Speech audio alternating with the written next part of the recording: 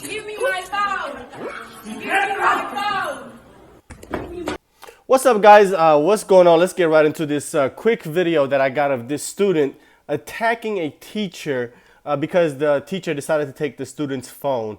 And not only did she attack the teacher, but she used pepper spray and maced him in the face as he was actually walking away from her. So let's watch this video together. I also grabbed a news clip of the teacher's reaction and his response after the situation. And then, of course, I'm going to give my take on it at the end. Let's get right into it. Mace? Nah, Mace is crazy. Nah, Mace is crazy. Nah, she just faced it. Nah. Nah, I gotta go. Hold on.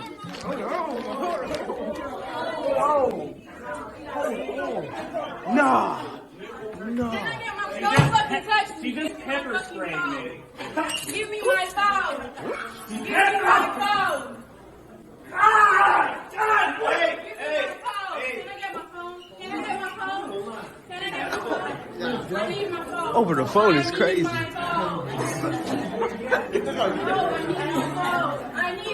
Look at this nigga. I need my phone. She pepper sprayed me. Okay, give me my phone. She said okay. Can I get my phone? No, you can't have your phone. Watch out, man. Don't go in there. Watch out. Don't go back to the slide. I need my phone. I need to get my phone. That's my phone. Can I get my phone? Not right now. Unconscionable that you. This is really sad. Before we get into the response from the teachers, I just want to point out that does anybody not see the pattern, or am I the only one? Because it seems like these kids in these schools are getting more out of control. I mean, I did substitute teaching years ago, and it was bad then. And I can only imagine what it's like now. I don't even know if I could ever be a teacher because I don't know how I would respond to that. That is absolutely ridiculous. And the fact that these kids, they can't seem to separate themselves from their cell phones. It's an addiction to them, and they can't let go of it for a few minutes. And knowing that it's probably against the school policy to have one or have it out during class, they still don't care. And when they break the rule and they, have to face consequences for their actions, they lash out. They don't have emotional control. They lack personal and self accountability. And all of this starts from the home. People always want to blame society and the environment. Man, I blame the parents. And who's at fault here? It's the parents. It's the parents' choices to not discipline the kids. It's the parents' choice to not hold them accountable and teach them moral standards. Most of these kids are also growing up without any fathers, especially the boys. So they don't have anybody that's gonna basically put them in their place and check them and tell them to sit down or shut up or you acting up. And that's the problem. These kids have no moral boundaries. They don't care about adults. They don't care about authority whatsoever. And like I said, there's a pattern. And also you can also see the pattern that it's also within our community. It's a lot of these kids in these inner liberal cities that are acting out on the daily basis. And I get, flack for pointing this out, but if we don't point it out, how are we going to fix it? How are we going to fix it? These kids are attacking teachers, beating up teachers. There was another video that went viral about a month ago where this teacher had to fight this kid because this kid was putting their hands on her. It's really wild. Let's listen to this teacher's response. Have to put up with something like that for $48,000 a year. Well, tonight, for the first time, we're hearing from an Antioch high school teacher pepper sprayed by his student. He tells us he and the school are trying to file charges. Our Marissa Sulik spoke with him today. He tells us he's had enough and plans to leave the school and the district after this. Caleb Bates says he told his students on Friday here at Antioch High School to put their phones away inside his classroom. When one refused, he says she lunged at him, and that led to this. In this video, you can hear and see teacher Caleb Bates scream in pain. It comes after this student in the striped dress pepper sprayed him not once, but 3 different times on Friday. I've had students cut my hair. I've had students spit on me. Bates has taught in schools across the country. This is his first year at Antioch High School. A couple months ago, he says another student punched him in the face for taking his district-issued laptop.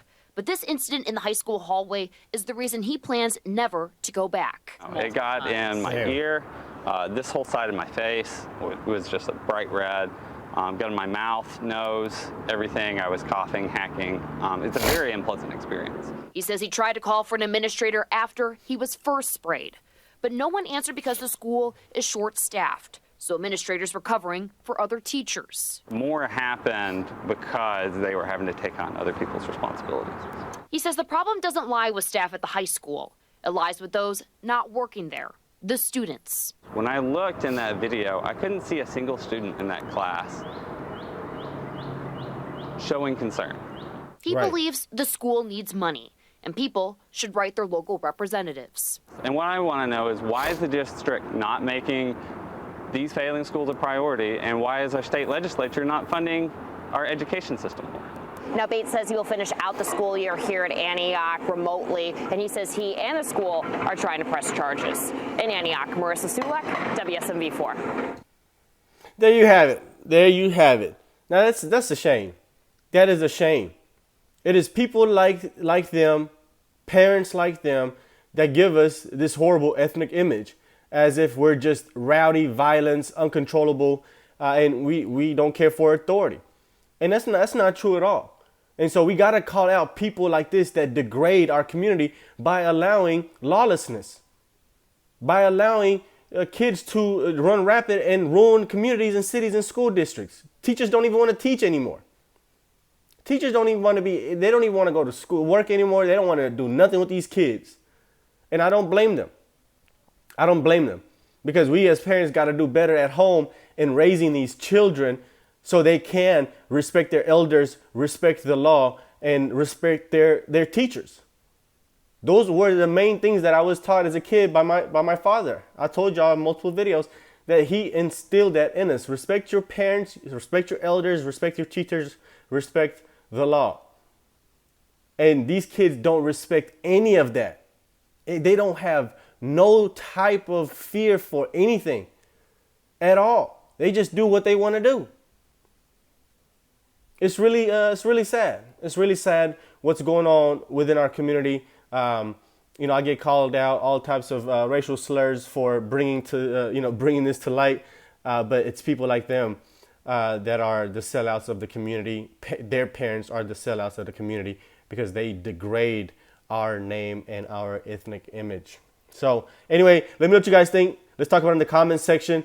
Hit that like button down below, guys. The YouTube algorithm does not know to push this content unless you like it. So I would appreciate that. Make sure you subscribe to the channel as well with the notification bell so you don't miss any new videos.